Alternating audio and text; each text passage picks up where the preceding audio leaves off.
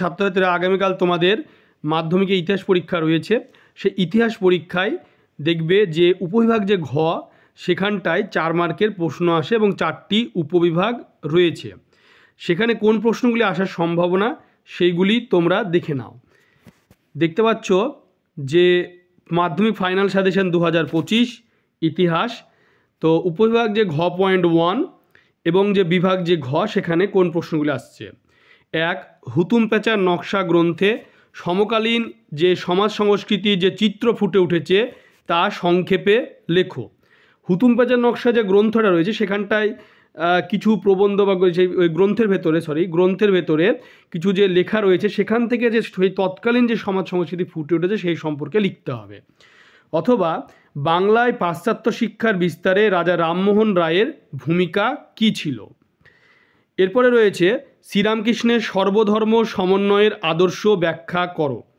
অথবা বাংলায় চিকিৎসাবিদ্যার বিকাশে কলকাতা মেডিকেল কলেজের ভূমিকা বিশ্লেষণ করো।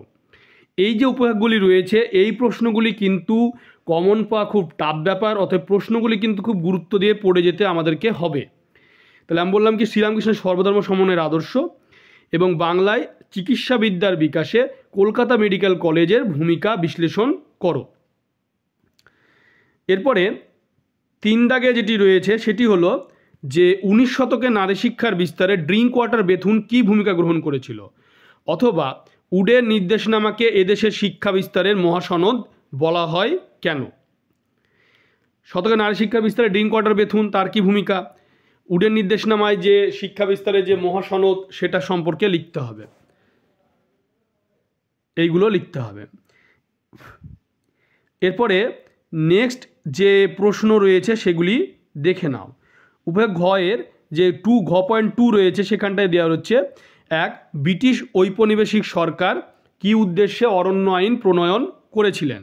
অথবা 1857 খ্রিস্টাব্দে মহাবিদ্রোহের প্রতি শিক্ষিত বাঙালি সমাজের কীরূপ মনোভাব ছিল।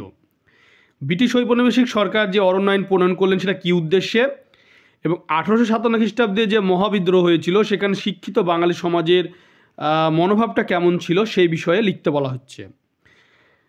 2 দাগে রয়েছে 1855 খ্রিস্টাব্দে যে সাঁওতাল বিদ্রোহ কেন হয়েছিল এবং তার কারণটা কি, সাঁওতাল বিদ্রোহ, এবং নীল বিদ্রোহে শিক্ষিত যে মধ্যবিত্ত বাঙালি বুদ্ধিজীবী তাদের কি ভূমিকা ছিল। 3 দাগে মহারানীর ঘোষণাপত্রের তাৎপর্য বা গুরুত্ব আলোচনা করো।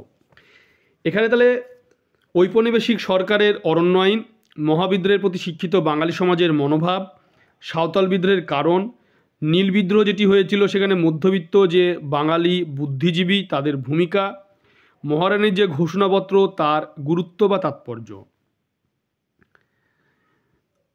এরপরে রয়েছে যে ছাপা বইয়ের সঙ্গে শিক্ষা বিস্তারের সম্পর্ক বিশ্লেষণ করো। অথবা কারিগরি শিক্ষার বিকাশে বেঙ্গল টেকনিক্যাল ইনস্টিটিউটের ভূমিকা কী ছিল।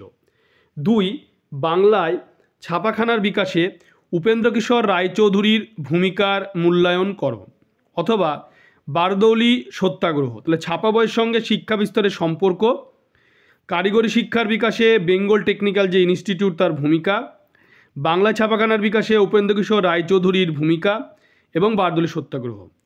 এই যে প্রশ্নগুলি দেখানো হচ্ছে এই ঘ পয়েন্ট 3-তে রয়েছে ঘ পয়েন্ট 3। এরপরে রয়েছে যেটি সেটি হলো ঘ পয়েন্ট 3-তে ওয়ার্ক অ্যান্ড পেজেন্টস পার্টির উদ্দেশ্য কর্মসূচি আর বঙ্গভঙ্গ এবং ভারত ছাড়ো দুটো আন্দোলনের শ্রমিক শ্রেণীর ভূমিকা ঘ পয়েন্ট 3-তে।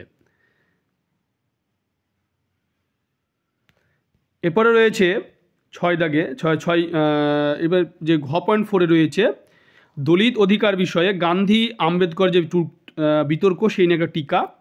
হায়দ্রাবাদ রাজ্য যেটি রয়েছে এটা ভারতভুক্ত কীভাবে করা হলো, ভারত সরকার উদ্বাস্তু সমস্যার সমাধানে কী কী উদ্যোগ নিল, দেশভাগ পরবর্তী পাঞ্জাব বাংলায় উদ্বাস্তু সমস্যার চরিত্রগত পার্থক্য, দেশীয় যে রাজ্যগুলি রয়েছে তাদের ভারতে অন্তর্ভুক্ত করার বিষয়ে ভারতের উদ্দেশ্যগুলি কী ছিল, দলিত অধিকার বিষয়ে গান্ধী আর আম্বেদকরের মধ্যে যে বিতর্ক হয়েছিল তার টিকা, হায়দ্রাবাদ যে রাজ্য তার ভারতভুক্ত আর ভারত সরকার উদ্বাস্তু সমস্যার যে সমাধান সেখানে কী কী উদ্যোগ নিলেন, আর দেশভাগে যে পরে পাঞ্জাব আর বাংলায় যে উদ্বাস্তু সমস্যা এদের মধ্যে চরিত্রগত পার্থক্য, আর দেশীয় যে রাজ্যগুলো রয়েছে সেগুলোকে ভারতে অন্তর্ভুক্ত করার বিষয়ে ভারতের উদ্দেশ্য।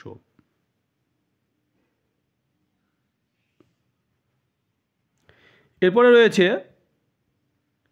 যে স্বাধীনতা লাভের পর ভারতীয় রাজ্যগুলিকে ভাষার ভিত্তিতে পুনর্গঠনের জন্য কী কী প্রচেষ্টা হয়েছিল, কিভাবে কাশ্মীর সমস্যার সৃষ্টি হয়, আর সশস্ত্র বিপ্লবী আন্দোলনে নারীদের ভূমিকা।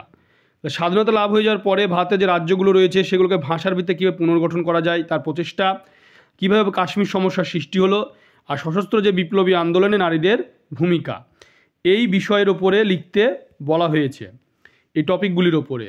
তোমরা ভিডিওটি বেশি করে শেয়ার করবে, চ্যানেলটিকে অবশ্যই সাবস্ক্রাইব করে পাশে থাকা বেল আইকনটা প্রেস করবে, যে পরবর্তী ভিডিও নোটিফিকেশান তোমাদের কাছে পৌঁছে যায়।